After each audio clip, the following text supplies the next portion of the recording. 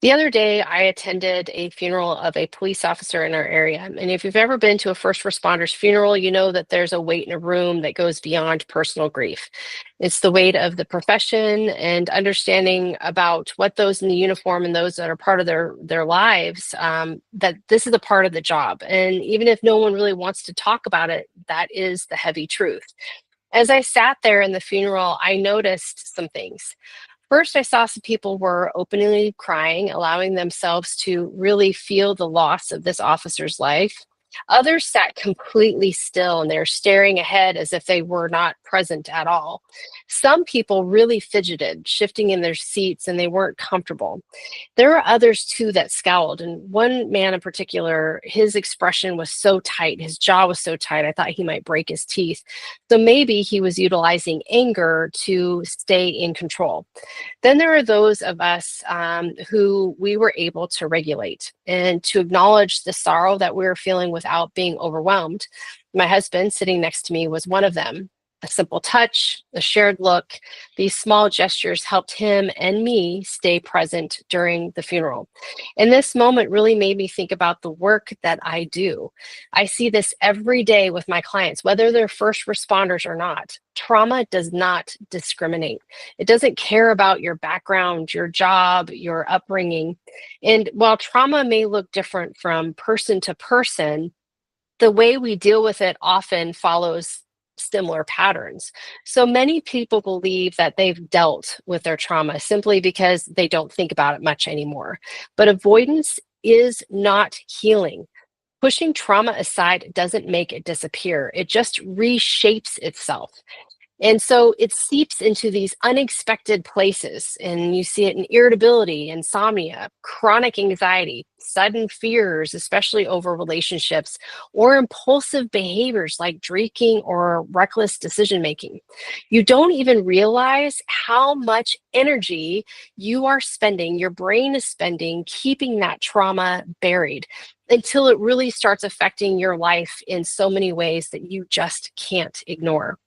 So every time we avoid discomfort, we reinforce the belief that we can't handle it, even though you might be saying at a real cognitive or logical level, I'm in control. But here's what I want you to hear.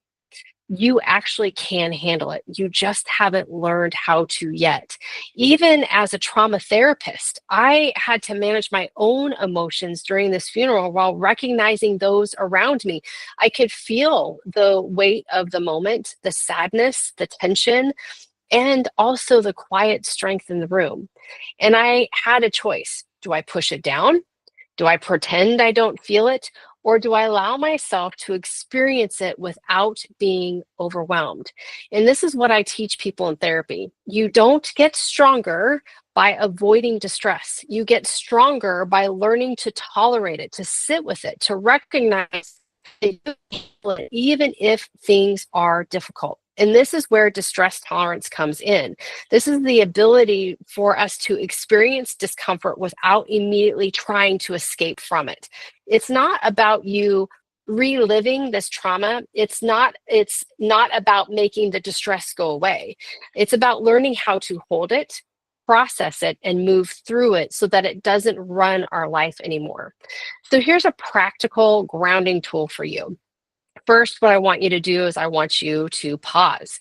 Instead of shutting down or acting like I've got everything under control, just notice what's happening on inside of you. Are you holding your breath? Is your jaw clenched? Are you fidgeting a lot? Number two, I want you to name it. I feel sadness. I feel restless. I feel numb. I feel uncomfortable. Naming emotions reduces their intensity. It really does. And I'm telling you, I saw this in that funeral room. Number three, we have to breathe intentionally. So we're pausing, we're naming the emotions, and then breathing intentionally. This is why people say just take a breath. It actually works. Inhale for a count of four, hold the four count, exhale for a four count, and hold the exhale for a four count. It's called box breathing. Next, I want you to ground yourself. So, for example, when I was looking around the room, I felt overwhelmed with emotion. I couldn't help but put myself in this woman, this widow's shoes that just lost her husband. I'm married to law enforcement. So I had to ground myself in the moment. So what you can do is you can look around, name one thing you see, one thing you hear, one thing you feel, one thing you smell, and one thing you taste. And this brings us back to the present moment. So I wrote a full blog on this, and I'm going really a lot deeper into why distress tolerance matters and how trauma manifests in everyday life and what we can do to start building resilience. So I encourage you to read it. You'll find practical steps and insights that can help, whether you're a first responder or someone who's just feeling very stuck. And if you're at the point where you're ready to stop avoiding the healing, let's talk.